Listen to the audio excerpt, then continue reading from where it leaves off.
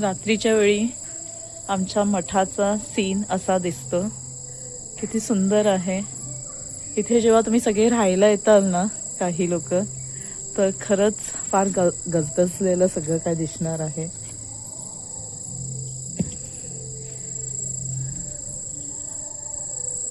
आज बाबांचा वाढदिवस होता सॉरी, आज बाबांचा वाढदिवस आहे. आणखीन छान मस्त आम्ही 125 दिवे इथे प्रज्वलित केले आहे. आणखीन 125th बर्थडे. आणखीन अरे वा, सुंदर. रमेशने आतून लाईट्स बंद केल्यानंतर बघा किती सुंदर दिसतंय हे.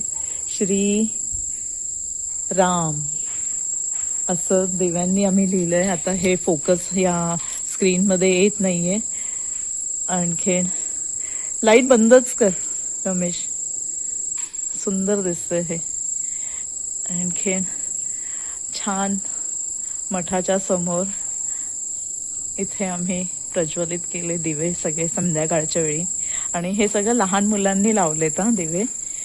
आणि इतकं छान दिसतंय ना, इतकं सुंदर वातावरण आहे. बरेच लोक पुण्यावरून आले होते, नाशिकवरून आले होते, ठाण्यावरून आले होते. काही भक्तजन इथे आपल्या बाबांचा वाढदिवस साजरा करण्यासाठी लोक लांबून लांबून आली होती. आणखीन सकाळपासून होती, आत्ता संध्याकाळी ती गेली.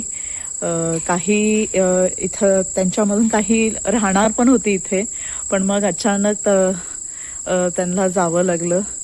पण ते नक्कीच पुढच्या वेळी इथे राहायला येणार आहेत. आणि तोपर्यंत आमच्या पण इथे आता जे आम्ही राहण्याची सोय आम्ही आता जे व्यवस्था आम्ही करणार आहोत ती पण बहुतेक पुढच्या नवीन वर्षाला आपण सर्व भक्तांसाठी राहण्याची सोय पण आम्ही करणार आहोत इथे. तर तेवढा आम्हाला वेळ मिळतोय सगळी काय स्थापना, सगळी काय त्याची अरेंजमेंट करण्यासाठी. बघा किती सुंदर दिसतंय हे रात्रीच्या वेळी. इथे मला खरंच पहिल्यांदा मी माझ्या एवढ्या वर्षामध्ये पहिल्यांदा मी इथे अशा म्हणजे इथे मी उभी आहे. ते पण हिंमतनी उभी आहे, कारण की बाबांचा मठ आहे इथे आणि आता मला कसली भीती नाही वाटत वगैरे. आणि इतकं सुंदर आहे ना खरंच, इथे म्हणजे निघूशी वाटत नाहीये मला. म्हणजे घरी मला आता जायचं आहे, पण मला निघताही येत नाही. आणि म्हणजे इच्छाच होत नाही, असं वाटतं की इथेच थांबू मी. फार सुंदर गेलंय, फार सुंदर वाटतं इथे. छान.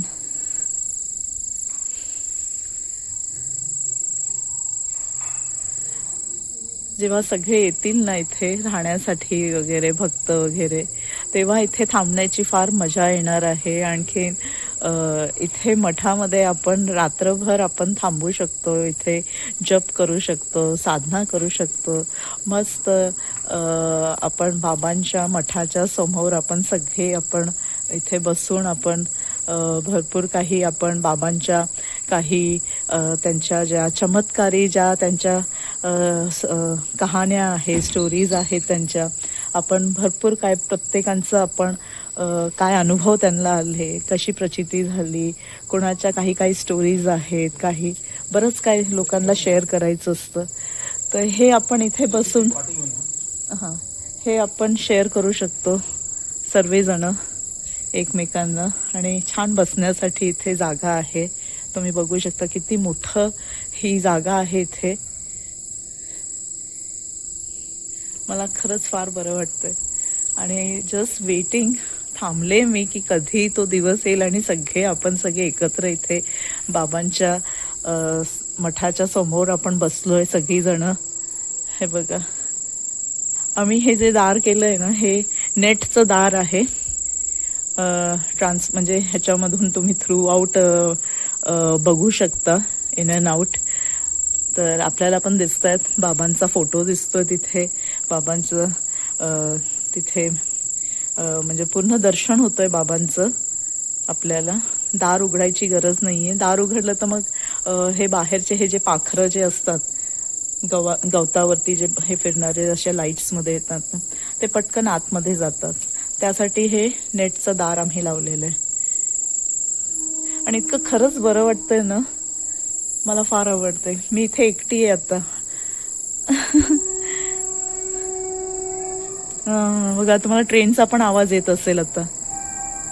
येस, हा आवाज असा ऐकला ना की आहे ना मला शोले पिक्चरची आठवण येते.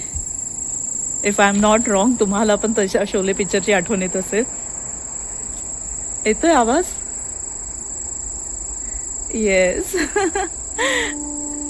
हा, तर आमच्या मठाच्या पाठीमागे ना रेल्वे ट्रॅक्स आहे, जिकडनं कोकण रेल्वे आणि सगळ्या म्हणजे त्या साईडला जाणाऱ्या सगळ्या ट्रेन्स वगैरे जात असतात. हर एक अर्ध्या तासाने इथे ट्रेन्स जातात. फ्रिक्वेन्सी अर्ध्या तासाची आहे इथे.